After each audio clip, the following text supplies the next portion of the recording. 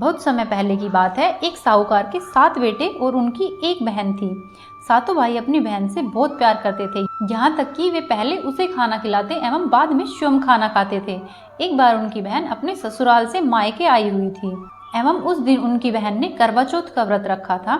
शाम को जब उनके भाई अपने व्यापार व्यवसाय से वापस आए एवं घर आकर खाना खाने के लिए बैठे तो उन्होंने कहा, बहन तुम भी आओ और आकर खाना खा लो।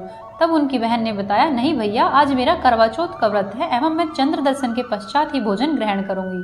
काफी समय हो गया लेकिन अभी तक चंद्रमा नहीं निकला था, इसलिए उनकी बहन भूख प्यास से व्याकुल हो रही थी। उसके भाइयों से अपनी बहन की यह हालत देखी नहीं गई। उसके सबसे छोटे भाई ने पीपल के पेड़ पर जाकर एक दीपक जलाकर छलनी की ओट में रख दिया। दूर से देखने पर वह ऐसा लगता था जैसे चांद हो। इसके बाद वह भाई अपनी बहन के पास आया और बोला कि बहन, चांद निकल आया है, तुम उसे अर्घ्य देकर भोजन कर सकती हो।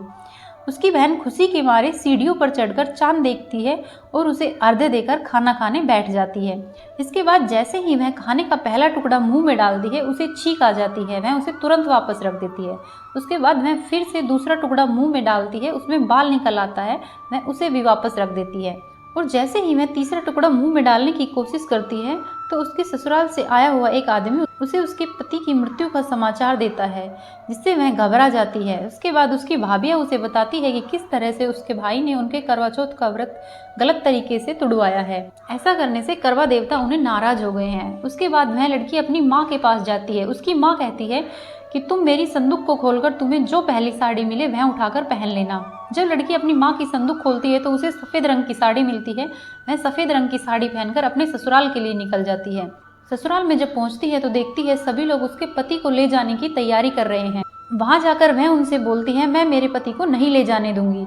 और ऐसा कहकर वह अपने पति को वापस ले जाने लगती है, लेकिन उसकी सास ऐसा करने से मना करती है, लेकिन वह फिर भी नहीं मानती।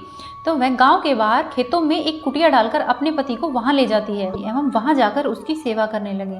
फिर कुछ दिनों में उसे एक ब्राह्मण ने बताया कि यदि वह करवा चौथ का व्रत पूरी श्रद्धा से करे तो उसे उसका पति मिल सकता है। लेकिन करवा चौथ का व्रत पुणे आने में अभी पूरा 1 साल था। वह हर बार चौथ का व्रत रखती एवं माता की पूरे मन से सेवा करती। धीरे धीरे 1 साल बीत गया। धीरे धीरे करवा चौथ के व्रत का दिन आया एवं उस दिन उसने पूरी तैयारी की एवं माता की प्रतीक्षा करने लगी। जब माता उसके द्वार पर आई तो उसने माता के पैर पकड़ लिए एवं माता से बहुत क्षमा मांगी। तब करवा चौथ माता ने उसके पश्चाताप को देखते हुए उसे अमर सुहाग का वरदान दिया एवं उसके पति को पुनर्जीवित कर दिया। उसका पति श्री गणेश बोलता हुआ खड़ा हो गया, हे करवा चौथ माता, जैसा आपने उसके पति को अमर सुहाग का वरदान दिया है वैसे ही हम सभी को प्रदान करें। इस कहानी को कहने वाले, सुनने वाले एवं होकारा भरने वाले सभी पर अपनी कृपा बनाए रखें।